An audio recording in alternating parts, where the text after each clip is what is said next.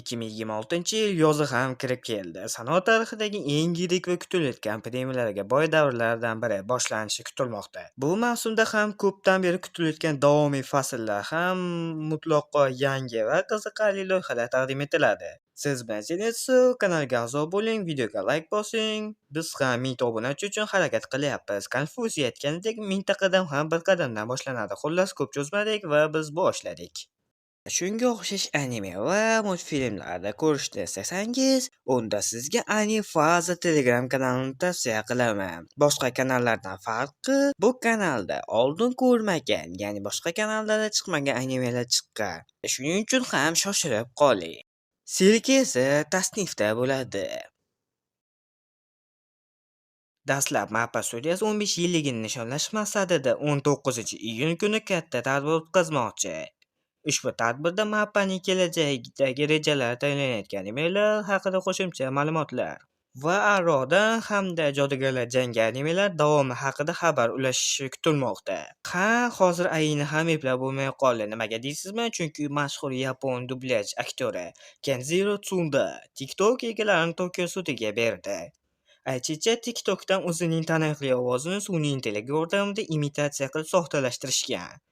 Videolarni o'chirib tashlash talab qilayotgan bo'lsa-da, Qora Killer animesining 2-sezonining 1-qismi 4-iyulda Anime Expo tadbirida ko'rsatishadi. Aytish bo'yicha, u yerda katta yangilik bo'lishi kutilmoqda. Elita sinfi 4-mavsum ham allaqachon chiqib boshlab tugashga ham yaqin qoldi.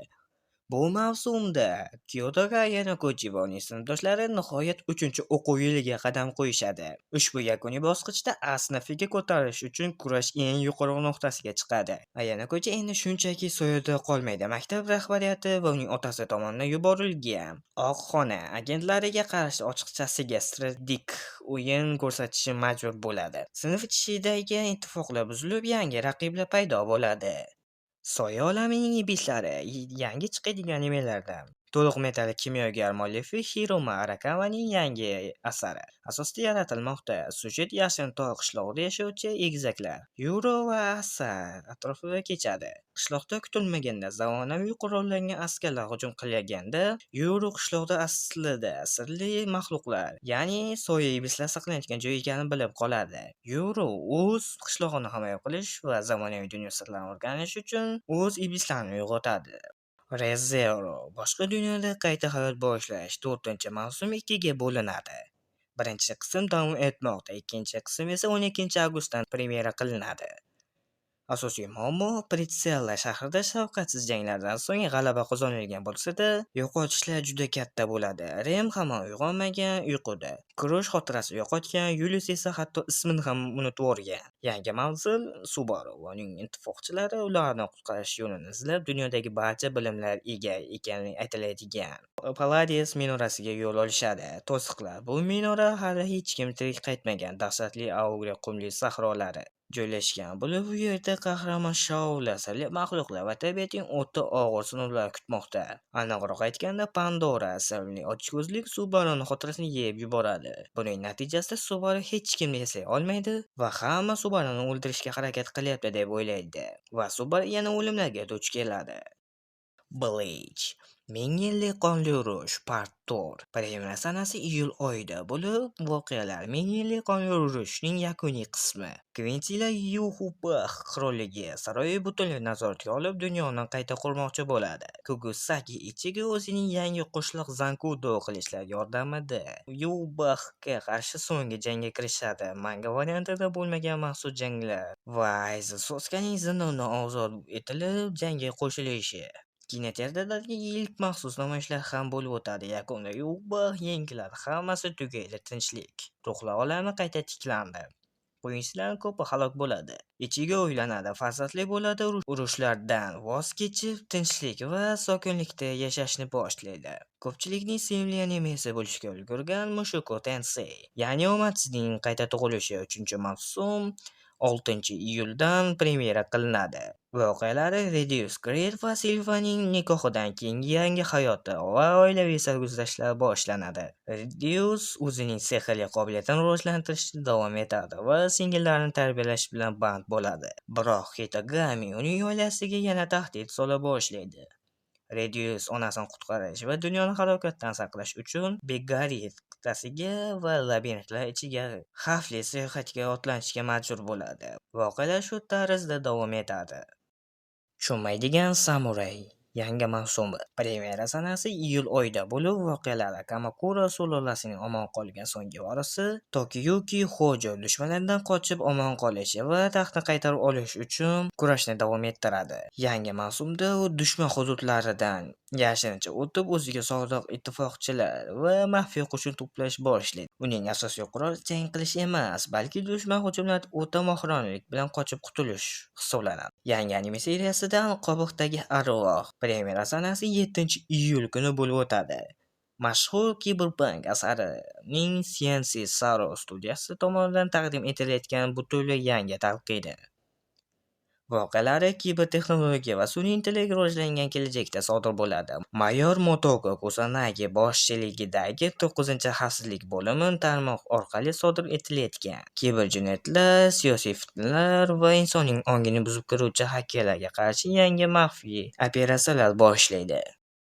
Yangi animelarda Qora mash'al premyera sanasi 4-iyul kuni bo'lib o'tadi.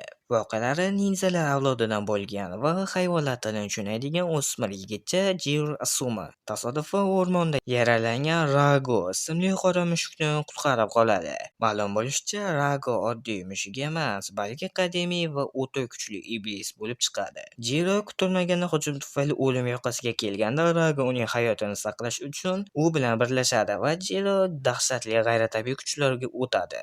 U maxfiy hukumat agentligini jalb qilinib, yovuz iblislarga qarshi jangga kiradi.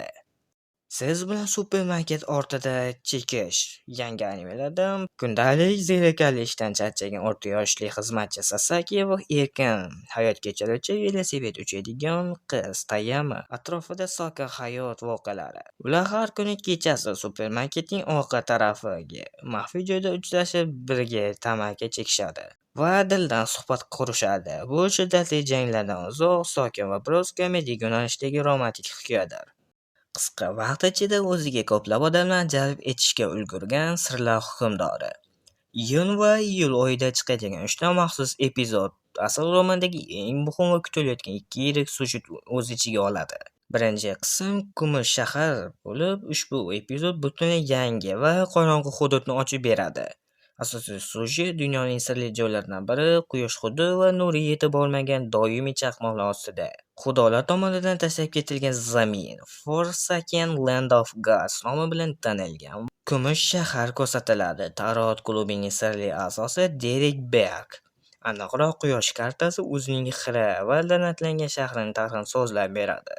Bosh qahramon Kellen Moretti tuman ortidan uning ibodatlarini eshitadi va Derekning o'z xalqini qutqarish evaziga o'z ruhini tarot klubiga bag'ishlaydi.